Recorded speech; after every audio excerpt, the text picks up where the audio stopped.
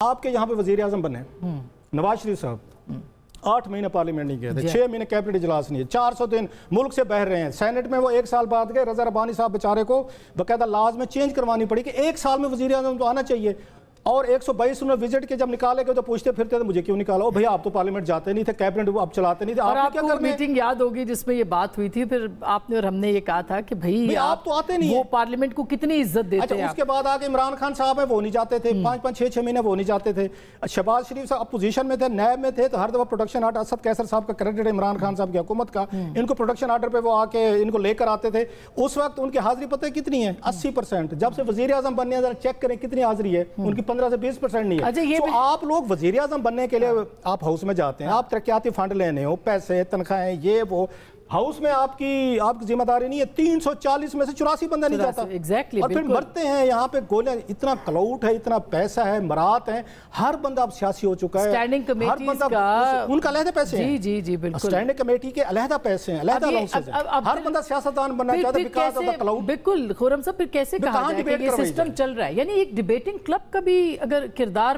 یہ پارلیمنٹ ادا نہیں کر پا رہی تو پھر کیا کہیں گے آپ؟ دیکھیں ہمیں بحث کرنی چاہیے کہ ہم بیسک جو کمپوننٹ ہے ڈیموکریسی کا لوکل گورنمنٹ سسٹم، جب تک ہم وہ نہیں لے کے آتے تو رؤف کلاسرا صاحب اگلے 10 سال یہی باتیں کرتے رہیں گے، آپ 10 سال یہی سنتی رہیں گی، 10 سال یہی حالات، تو پھر یہ پارلیمنٹ کو تالا لگا کے یہ دیکھیں نا، پارلیمانی جمہوریت ہے، یہ کوئی لوکل باڈیز یا باڈی سسٹم تو نہیں ہے، اسی سے ریلیٹڈ ہے، ساری چیز ریلیٹڈ ہے ہی اسی سے۔ آپ کا جو ایم این اے ہے وہ کانسٹیٹیوشن بنانے کا جو عمل ہے اس سے لا علم ہے،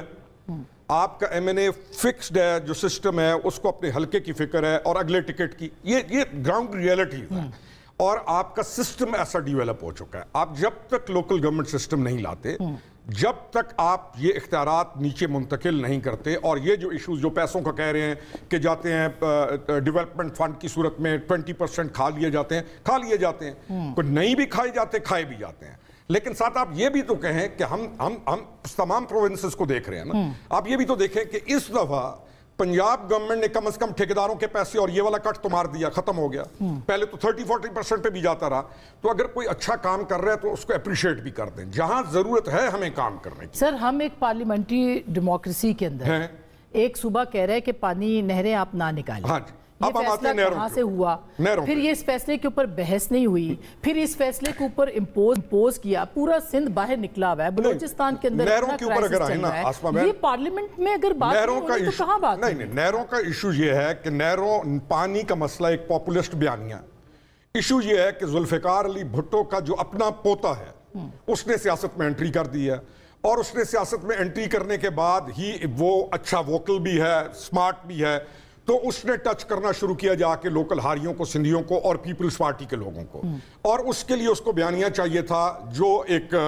پاپولسٹ بیانیہ۔ آپ کو لگتا ہے کہ یہ غلط بیانیہ ہے؟ آپ کو لگتا ہے کہ سندھ میں نہریں نہیں نکل رہی؟ آپ کو لگتا ہے سندھ میں پانی ہے؟ میں کہہ رہا ہوں سندھ کے اندر وارہ بندی نہیں ہے، پنجاب کے اندر تو وارہ بندی ہے، سندھ کے اندر تو فلڈ سسٹم پہ پانی ہے، جس نے پانی لگایا اس کے بعد اس نے پانی پورا سیراب کیا اور آگے گیا۔ ادھر تو 6 گھنٹوں کے پیچھے لڑ رہے ہوتے ہیں پنجاب کے اندر، پانی کی ضرورت ہے بلوچستان کو، پانی کی ضرورت ہے آپ کے کے پی کو، آپ کے لکی مروت کو، آپ کے ڈیر اسماعیل خان کو، اسی طرح سندھ کو بھی ضرورت ہے، اسی طرح پنجاب کو بھی ضرورت ہے، چولستان کی زمین اصل میں تو پانی نہیں ہے نا، مگر پانی دیکھیں پانی انڈس کو کہاں رہ گیا ہے جس کے اوپر نہریں بن رہی ہیں؟ میں نے نا بہن ایک ہمارے پاس نیوزی لینڈ کے آئے ہوئے تھے، ایگریکلچر میں وہ سب سے ٹاپ پہ ہیں، اس کے وہ پی ایچ ڈی تھے اور ڈین تھے اپنی یونیورسٹی کے، انہوں نے جب آ کے وزٹ کیا تو میری ان کے ساتھ لمبی چوڑی نشست ہوئی، انہوں نے کہا جتنا پانی آپ لوگوں کے پاس ہے دنیا میں کسی کے پاس نہیں۔ سر ابھی جو نصیر میمن صاحب کو آپ پڑھیں وہ ڈیٹا ارسا کا لے رہے ہیں، اس کو بتا رہے ہیں، بہت اوتھینٹک آواز ہیں، وہ یہ کہہ رہے ہیں کہ پانی پیچھے بھی نہیں ہے، آگے آپ نہریں لگا کے